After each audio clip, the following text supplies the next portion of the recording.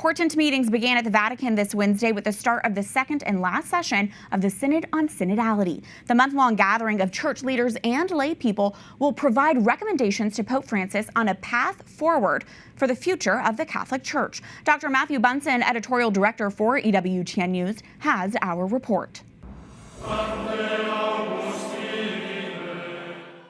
On Wednesday morning, the Holy Father presided over the opening Mass of the concluding session of the Synod on Synodality that will run until the end of October.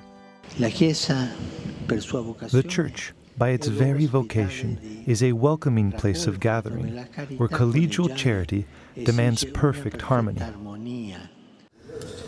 This month's assembly completes the journey begun last year on the theme For a Synodal Church, Communion, Participation, Mission.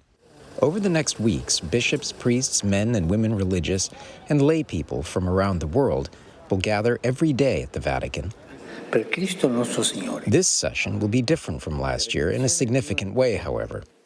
Pope Francis has asked that the discussions focus more explicitly on ways the Church can be truly synodal, becoming a listening, accompanying, and welcoming Catholic community. The more controversial issues that were raised at last year's session, such as women deacons, outreach to LGBTQ Catholics, and authority in the Church, have been handed over to 10 study groups who are expected to conclude their work in June. In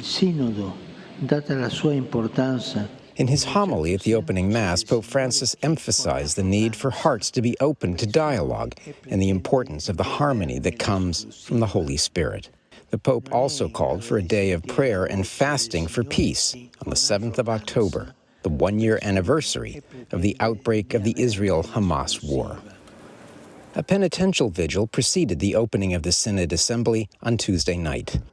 During the ceremony, the Pope and 7 cardinals expressed shame and asked forgiveness on behalf of all in the Church for sins against peace, against the environment, against the dignity of women, against the poor, and for sins of abuse. On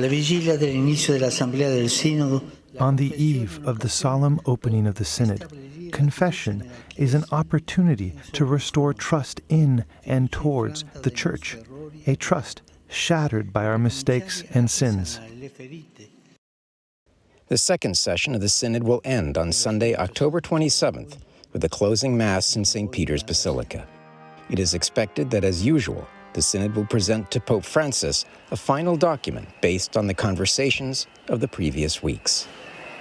For EWTN News in Depth, I'm Matthew Bunson.